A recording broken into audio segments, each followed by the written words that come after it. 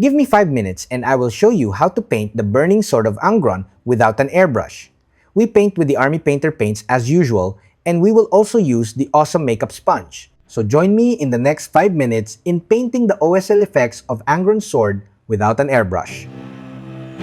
Welcome to another Tutorial Tuesday video. This channel is supported by all these awesome brands. Also, special thanks to the Army Painter for making this video possible.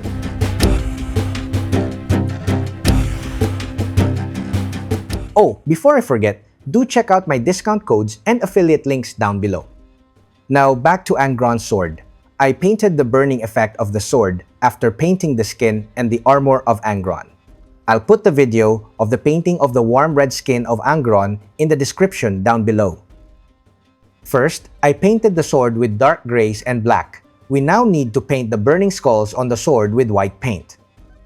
Painting white can be tedious with a brush. You need to thin the paint and apply it in multiple thin coats. I must admit, this part of the painting process is easier with an airbrush. After painting the skulls with white paint, we switch to using the awesome sponge. We are using the sponge to create transition towards the darker areas of the sword. Now, we paint the colors. We start by sponging fiery vermilion on the raised areas of the sword. Fiery vermilion is from the John Blanche set. So if you don't have this color, you may use any bright red, orange, or vermilion color instead. Apply this red-orange color in multiple thin coats until you have solid coverage of the raised areas and sides of the sword. Now, we have a nice base for the next few colors. The next color is fluorescent yellow.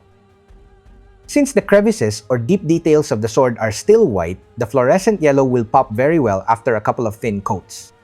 A couple of thin coats should be more than enough for a nice, solid coverage. Fluorescent paints these days are significantly better than they were a few years ago. Let each layer dry or use a hairdryer, then proceed to the next color. Our next color is fluorescent orange or radiation glow.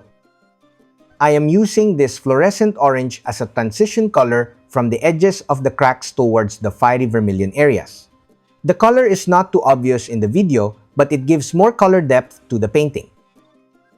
Now we switch to fluorescent red or power node glow. I am painting this color directly on the fiery vermilion areas. This color adds more punch to the red areas. After painting with the fluorescent colors, I wanted to add more contrast to the painting. I thinned down barrette maroon, 2 parts paint, and 1 part matte fluid medium. And then I glazed it on some areas that I perceived should be darker red.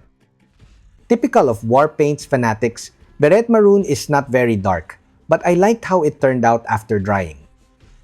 If you want more contrast, you may use a darker red or a very dark purple. Evil Red from Vallejo comes to mind. You may also use Terrestrial Titan or something like Blanched Berry from the John Blanche paint set.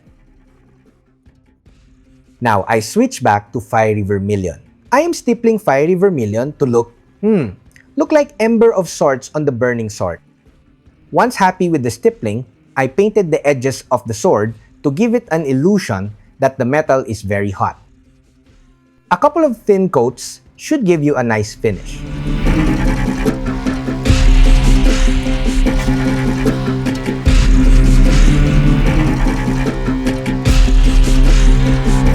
Now to finish off the painting the sword, we need to paint the final highlights with ice yellow. Ice yellow is a bit thick, so I thinned it a little bit with war paint stabilizer. I painted ice yellow in very few selected areas of the crevices or deep details. This will give the painting a glowing effect. Now before my final thoughts, a huge thanks to all my patrons at Patreon, Hajime Model Studio, and of course, the Army Painter for making this video possible. There you have it, the painting of the burning sword of Angron without an airbrush. I must say, the painting of the white paint with a sponge at the beginning is easier with an airbrush. Similarly, glazing with dark red at the latter part of the painting is more efficient and faster with the airbrush.